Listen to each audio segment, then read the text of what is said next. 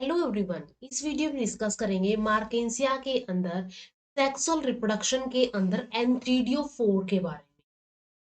मार्केंसिया जो है ये एंथ्रीडियो4 एंड आर्कीगोनियो4 दो टाइप के रिप्रोडक्टिव स्ट्रक्चर कंटेन करता है। एंथ्रीडियो4 मेल रिप्रोडक्टिव स्ट्रक्चर होता है, आर्कीगोनियो4 फीमेल रिप्रोडक्टिव स्ट्रक्चर होता है। तो वन बाय वन हम इनके बारे में डिस्कस करेंगे एंड स्पेसिफिकली आज की वीडियो में हम एंथ्रीडियो4 के बारे में डिस्कस करने वाले। सेक्सुअल रिप्रोडक्शन के अंदर या फिर लैगिंग प्रजनन के अंदर मार्केंसिया के अंदर यहाँ पे जो इसकी सेक्स ऑर्गन्स है या फिर रिप्रोडक्टिव ऑर्गन है, ये जो यौन अंग है या फिर रिप्रोडक्टिव ऑर्गन है, विशेष डंठल वाले ग्रहण यानी कि स्टोक रिसेप्टर जिनको गैमेटोफोर बोला जाता है उनके ऊपर पैदा होते हैं। अब ये थैलस हमने डिस्कस कर लिया है कि थैलस का स्ट्रक्चर क्या होता है और इसके ऊपर क्या क्या चीजें पाई जाती है। अब ये थैलस के स्ट्रक्चर के अंदर यहाँ पे ये गैमीटोफोर पैदा होते हैं और गैमीटोफोर में भी अगर ये मेल है तो इसको एंथ्रीडियोफोर बोला जाता है, अगर ये फीमेल है तो इसको आर्किगोनियोफोर बोला जाता है। तो ये विशेष डंठल वाले स्टोक्ड जो है स्ट्रक्चर्स होते हैं जिनको गैमीटोफोर बोला जाता है।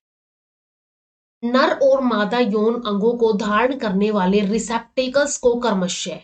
अब ये जो रिसेप्टेकल्स जो कि मेल और फीमेल रिप्रोडक्टिव स्ट्रक्चर कंटेन करते हैं, इनको एंथ्रीडियोफोर यानी मेल को एंथ्रीडियोफोर बोला जाता है एंड आर्किगोनियोफोर या फिर कार्पोसिफेल फीमेल को बोला जाता है। ये थैलस के बाहर के छोर यानी डिस्टल एंड पर विकसित होते हैं। अब थैलस का इधर साइड इसके अंदर ये राइजोइड्स होते हैं। ये इसका जो है ये इसका क्या होता है, प्रोक्सिमल सरफेस होता है एंड ये वाला डिस्टल सरफेस होता है। जो फ्री एंड होता है वो डिस्टल सरफेस होगा इसका, और डिस्टल सरफेस के यहाँ पे डिस्टल एंड के ऊपर ये विकसित होते हैं गैमीटोफोर। इनके गठन में थैलस के बढ़ते बिंदु यानी कि जो ग्रोइंग पॉइंट होता है, इसका पूरी तरह से उपयोग किया जाता है। इसलिए गैमेटोफोर के गठन के बाद थैलस की वनस्पति वृद्धि यानी कि वेजिटेटिव ग्रोथ रुक जाती है, क्योंकि जिस पॉइंट से वेजिटेटिव ग्रोथ होती है वहीं उसी ग्रोइंग पॉइंट के ऊपर यहाँ पे इन गैमेटोफोर्स का फॉर्मेशन होता है।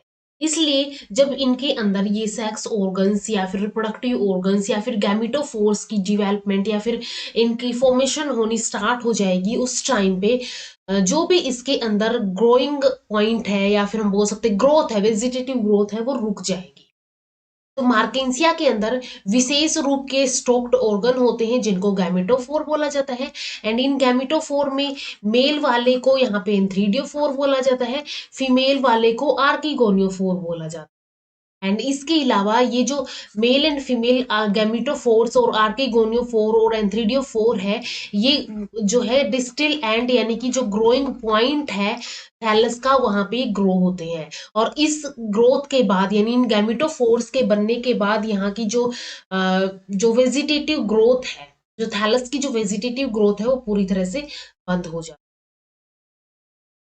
गैमेटोफोर वास्तव में वनस्पति थैलस यानी जो वेजिटेटिव स्ट्रक्चर का ही एक विस्तार होता है, एक एक्सटेंशन होती है। ये थैलस की विशेषताओं को दर्शाता है, यानी जिस टाइप के थैलस के अंदर स्ट्रक्चर पाए जाते हैं उसी टाइप के इस गैमेटोफोर के अंदर भी स्ट्रक्चर पाए जाते हैं।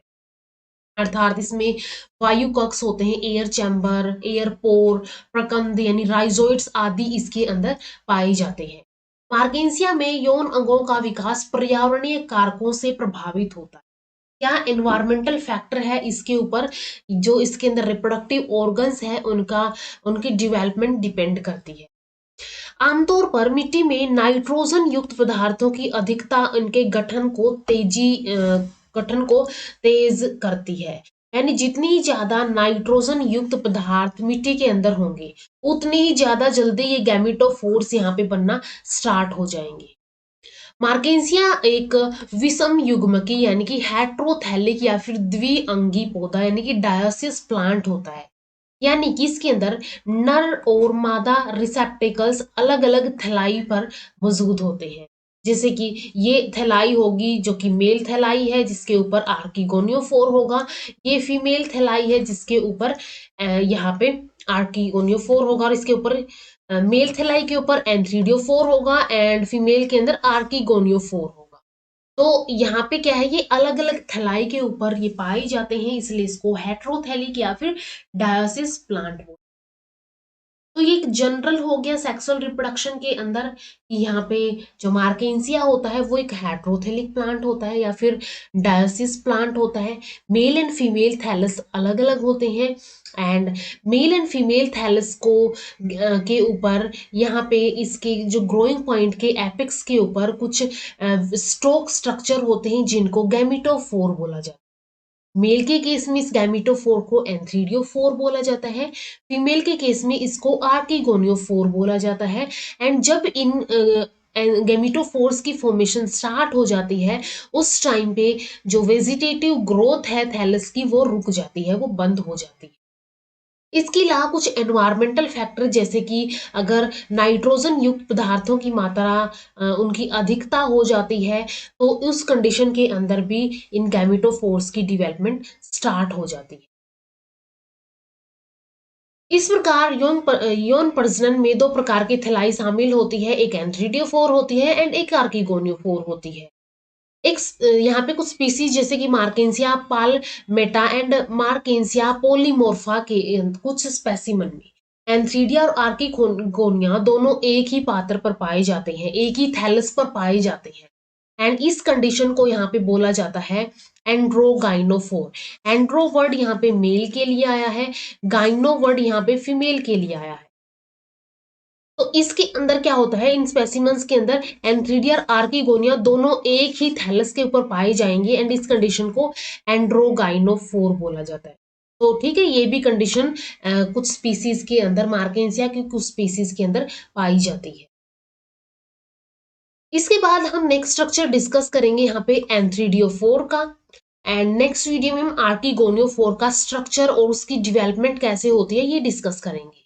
तो एंथ्रीडियोफोर की अगर हम बात करें या फिर मेल रिप्रोडक्टिव ऑर्गन की अगर हम बात करें तो इनके अंदर एंथ्रीडियोफोर में 1 से 3 सेंटीमीटर लंबा डंठल यानी कि ये जो स्टोक है ये होती है जो अपने शीर्ष पर थोड़ा उत्तल, ठीक है, शीर्ष के ऊपर ये थोड़ा सा कन्वेक्स टाइप का एक डिस्क होता है और आमतौर पर ये 8 लोब्ड होता है। इसके अंदर ये ऐसे लोब पाए जाते हैं, 8 लोब्ड होता है। पैलेट डिस्क के प्रत्येक लोब के सिरे में एक बढ़ता हुआ बिंदु यानी कि ग्रोइंग पॉइंट होता है, ठीक है। हर एक यहाँ पे जो लोब होगा, ठीक है, 8 लोब्ड होता है, हर हर एक लोब के ऊपर यहाँ पे एक ग्रोइंग पॉइंट होता है और यह शाखा के शीर्ष यानी कि एपेक्स जो होती है ब्रांच की उसका प्रतिनिधित्व करता है, उसको ये रिप्रेजेंट करता है। पैलेट डिस्क की आंतरिक संरचना थैलस के समान होती है यानी कि इसके अंदर भी एयर पोर, एयर चैम्बर, इस टाइप के स्ट्रक्चर पाए जाते हैं। ऊपरी एपिडर्मिस कई बैरल शेप के या फिर बैरल के आकार के वायु छिद्रों से बाधित होता है और नीचे ये एक वायु कक्ष में खुलता है। ये एयर पोर होते हैं और ये एयर पोर एयर चैम्बर्स के अंदर खुलते हैं। वायु कक्ष में कई सरल शाखित या प्रकाश संश्लेषण तंतु होते हैं जिनको फोटोसिंथेटिक फिलामेंट बोला जाता है। इसके अंदर ये जो बिखरे हुए हैं यहाँ पे ये, ठीक है, यहाँ पे ये ऐसे टाइप के जैसे कि ये एक स्ट्रक्चर हो गया और यहाँ पे ये क्या हो गया, यहाँ पे एयर चैम्बर हो गया, ये एयर पोर हो गया, ये एयर पोर हो गया और ये क्या हो गया, एयर चैम्बर हो गया। और इसके अंदर ऐसे टाइप के यहाँ पे फोटोसिंथेटिक फिलामेंट शाखित हो सकते हैं या फिर सिंपल हो सकते हैं, ब्रांच्ड, ऐसे टाइप के यहाँ पे फिलामेंट्स पाए जाते हैं जिनको फोटोसिंथेटिक फिलामेंट और प्रकाश संश्लेषक तंतु बोला जाता है। तो थैलस के अंदर भी इसी टाइप के स्ट्रक्चर पाए जाते हैं। एंथ्रीडियल कक्ष वायु कक्षों के साथ अल्टरनेट होते हैं। ये एंथ्रीडियल कक्ष हो गए और ये वायु कक्ष हो गए, एंथ्रीडियल कक्ष वायु कक्ष, ऐसे ही ये अल्टरनेट मैनर के अंदर पाए जाते हैं। प्रत्येक एंथ्रीडियल कक्ष में एक एकल एंथ्रीडियम होता है। अब यहाँ पे अगर हम बात करें एंथ्रीडियल कक्ष या फिर एंथ्रीडियल चैम्बर है और इसके अंदर ये सिंगल एंथ्रीडियम पाया जाता है। इसके अलावा यहाँ पे अगर हम देखें यहाँ पे एक छिद्र होता है, ये सभी चैम्बर्स के अंदर ये छिद्र दिखाई दे रहा है, इस छिद्र को ओस्टियोल बोलते हैं।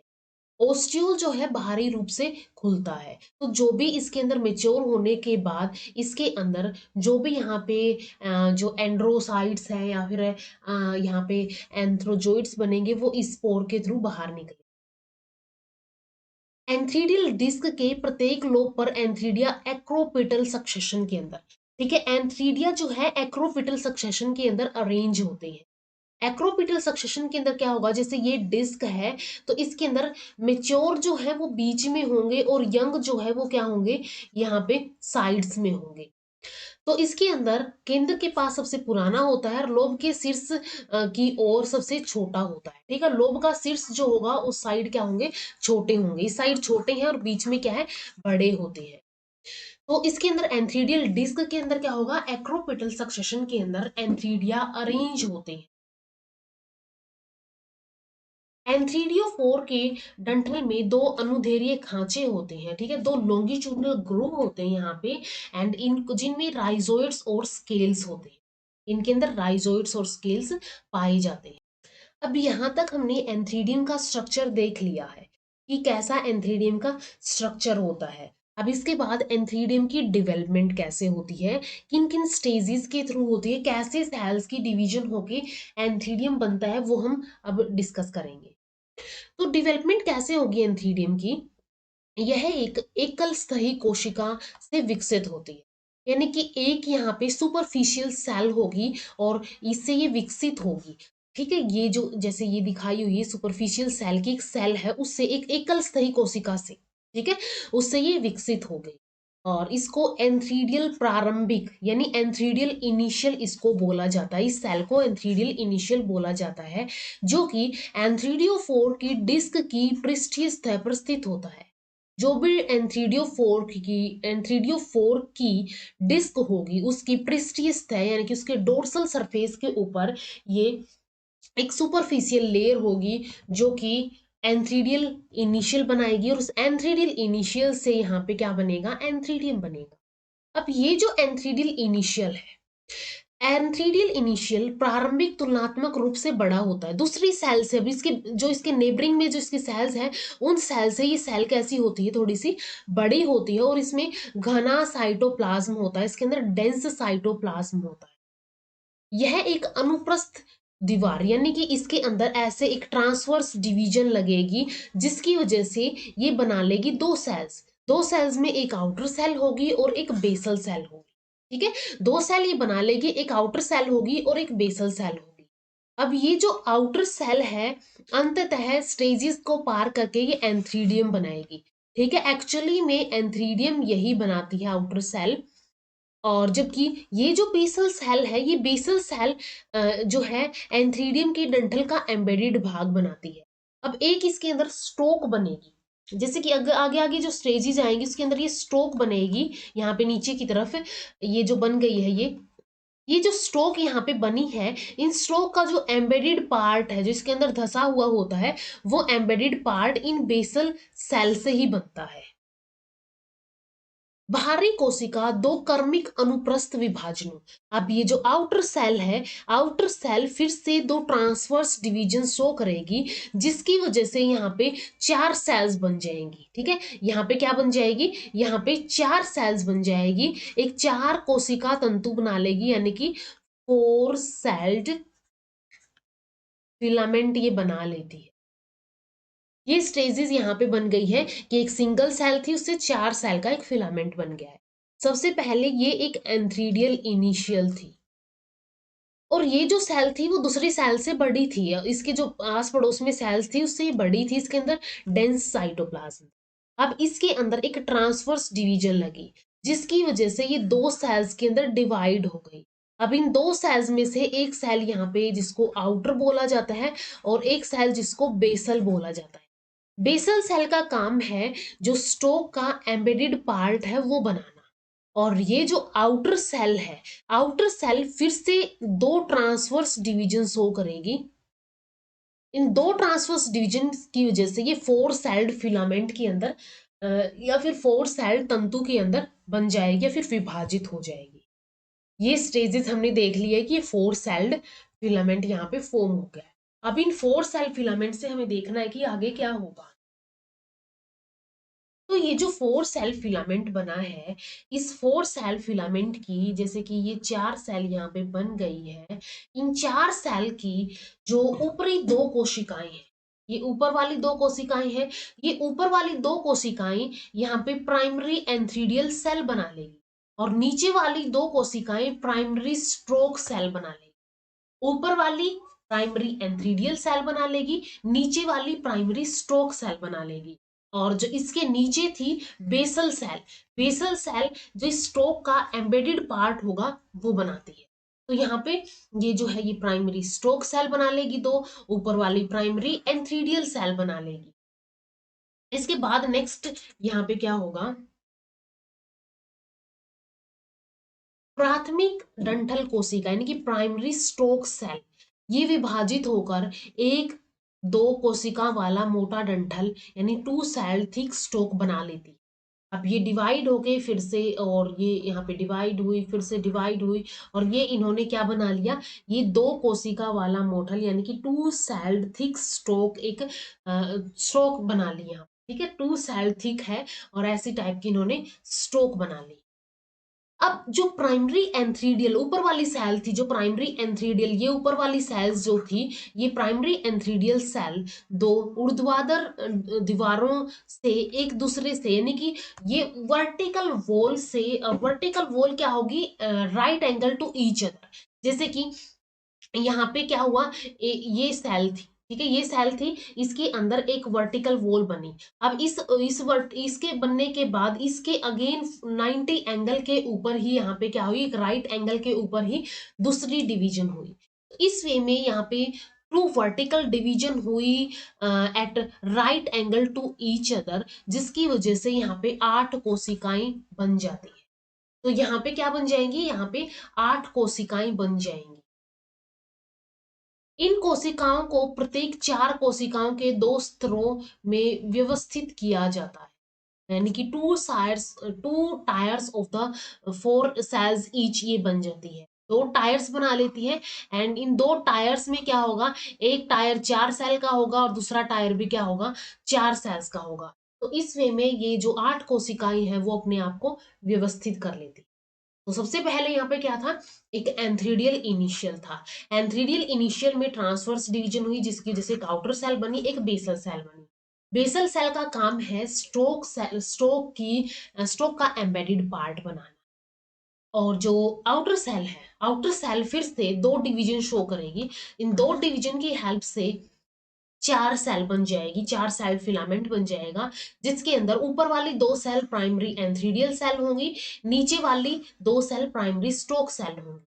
और ये जो प्राइमरी स्ट्रोक सेल है फिर से डिवाइड करके 2 लेयर्ड 2 सेल थिक स्ट्रोक यहाँ पे फॉर्म कर लेगी। और जो प्राइमरी एंथ्रीडियल सेल थी वो 2 वर्टिकल डिवीजन शो करेगी at right angles to each other, and ये 8 कोशिकाओं में विभाजित हो जाएंगी। एंड ये 8 कोशिकाएं अपने आप को 2 टायर्स के अंदर अरेंज कर लेगी। और 2 टायर्स कैसे होंगे, 4 सेल का ईच होगा। दोनों स्तरों की कोशिकाएं अब एक पेरिक्लाइनल डिवीजन से गुजरती है। अब ये जो दोनों स्तरों की कोशिकाएं थी, जो 2 टायर्स थे, उनके अंदर पेरिक्लाइनल डिवीजन होगी, जिसकी वजह से 8 बाहरी बांझ प्राथमिक जैकेट कोशिका यानी कि outer sterile primary jacket cell यहाँ पे बन जाएगी। यहाँ पे अगर हम देखें, यहाँ पे ये आउटर प्राइमरी जैकेट सेल यहाँ पे बन जाती है। और 8 आंतरिक उपजाऊ प्राथमिक एंड्रोगोनियल सेल, और अंदर की तरफ यहाँ पे अगर हम देखें, ये अंदर वाला पार्ट जो है,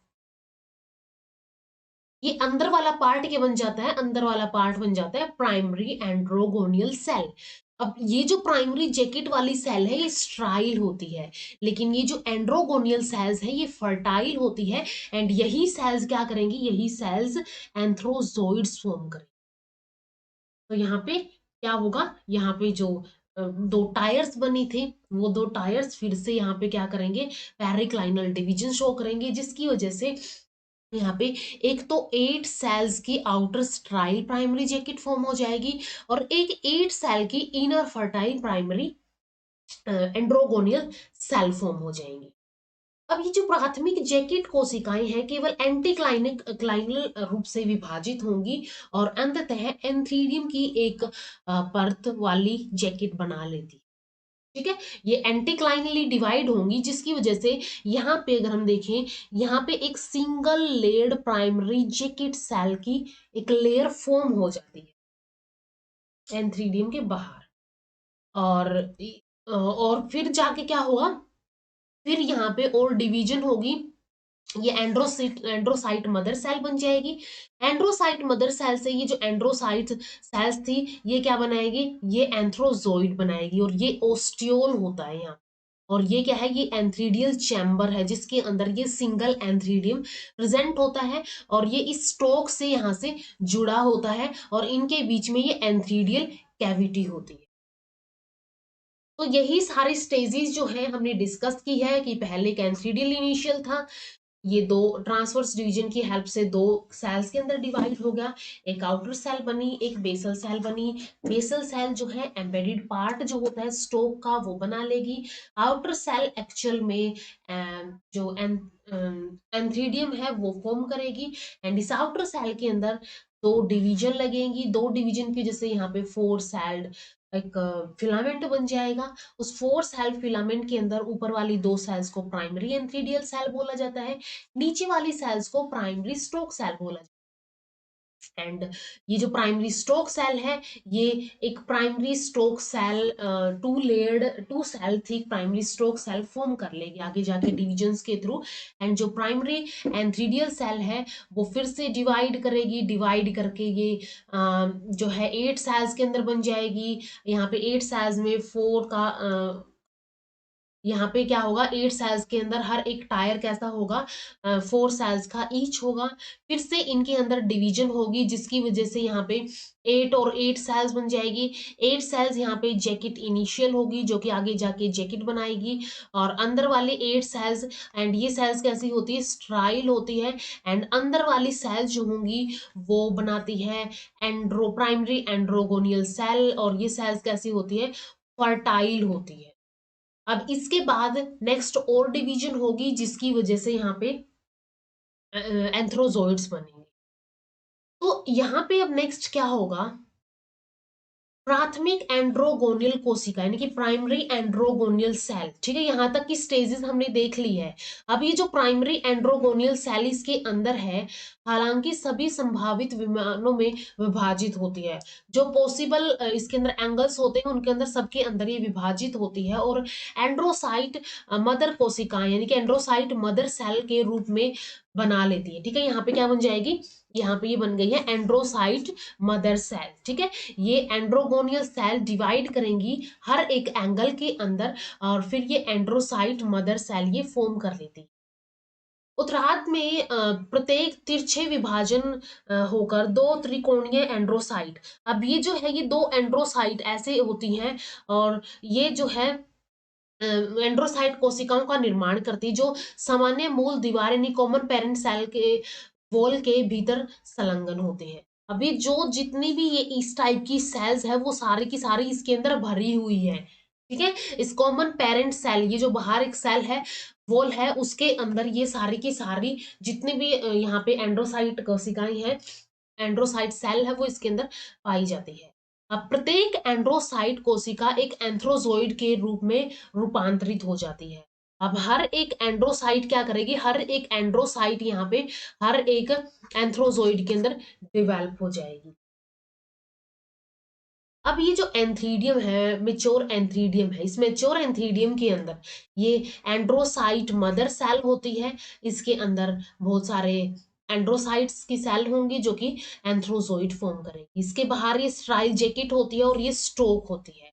तो जो मेच्योर एंथीडियम है गोलाकार कम या ज्यादा नाशपाती की आकार की संरचना होती है, पीयर शेप की होती है, जो एक बहुकोशिकीय डंठलिया। ये जो स्टोक है ये कैसे है, ये मल्टी सेलुलर स्टोक होती है और मल्टी सेलुलर स्टोक से यहाँ पे ये जुड़ी हुई होती है। किस पे जुड़ी हुई होगी, ये एंथीडियल कक्ष का जो फ्लोर होता है उससे ये जुड़ी हुई होती है। एंथ्रीडियल एंथ्रीडियम के शरीर में एक एकल स्तृतीय भांज जैकेट, स्टाइल जैकेट इसको बाहर से कवर करके रखती है, जिसमें एंड्रोसाइट का एक द्रव्यमान होता है, एक मास होता है, और अंततः एंथ्रोजोइड में ये रूपांतरित हो जाता है। एंथ्रोजोइड बाइफ्लेजिलेट संरचना के तरह एक माइन्यूट एक छड़ होती है, ठीक है। एक ऐसा होता है बाइफ्लेजिलेट संरचना होती है। जब एंथ्रोजोइड तैरता है तो एक फ्लैजिला आगे की तरफ और दूसरा पीछे की तरफ होता है। जैसे कि ये एंथ्रोजोइड है, एक आगे की तरफ होगा इसके अंदर फ्लैजिला, और एक पीछे की तरफ होगा। तो इसके बाद ये जो एंथ्रीडियम बन गया है इसका डिहाइसेंस होगा। तो जो भी डिस्क है यहाँ पे एंथ्रीडियो 4 है, या फिर के राइजोइडल खांचे में एकत्रित पानी ओस्टियोल के माध्यम से एंथ्रीडियल कक्षों में प्रवेश कर जाता है, ठीक है। जो यहाँ पे राइजोइडियल ग्रुप्स थे उनके अंदर पानी एकत्रित होता है, और पानी एकत्रित होके यहाँ पे ओस्टियोल के माध्यम से, जो पोर था उसके माध्यम से एंथ्रीडियल कक्षों में प्रवेश कर जाता है।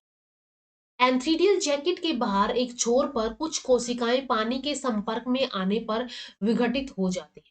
और अब यहाँ पे जो एंथ्रीडियल जैकेट के बाहर के छोर पर जो कोशिकाएं होती है, जैसे वो पानी के संपर्क में आती है वो डिजोल्व हो जाती है, और इस प्रकार वो क्या कर जाएंगी, वो फट जाती है, और एंड्रोसाइट्स का एक बड़ा द्रव्यमान ओस्टियोल के धुएं के स्तंभ की तरह निकल जाता है। जैसे कि ऐसे थी, ये यहाँ पे स्टोक थी, और इसके अंदर ये यहाँ पे ओस्टियोल बना, और इसके अंदर जो भी यहाँ पे एंड्रोसाइट का मास था वो ऐसे धुएं की तरह निकल जाता है। ये फट जाएगी, ये ओपन हो जाएगा, और जिसकी हेल्प से ये सारा का सारा एंड्रोसाइट का जो द्रव्यमान है वो ओस्टियोल से धुएं की स्तंभ की भांति निकल जाएगा।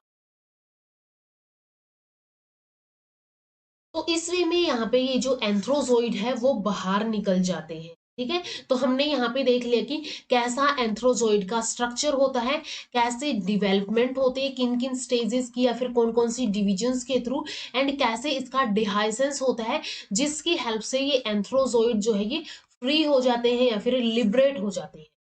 ये जो एंथ्रोजोइड यहाँ पे बन गए या फिर ये मेल गैमीट बन गए हैं, अब ये जाएंगे फीमेल गैमीट के पास, यानी कि ये जाएंगे आर्किगोनियम के पास, और वहां पे फर्टिलाइजेशन होगी। तो वो हम डिस्कस करेंगे नेक्स्ट वीडियो के अंदर। तो मिलते हैं नेक्स्ट वीडियो के अंदर। वीडियो अगर हेल्पफुल लगी हो तो लाइक कीजिए, शेयर कीजिए अपने फ्रेंड्स के साथ, इन चैनल को सब्सक्राइब कर लीजिए। So much.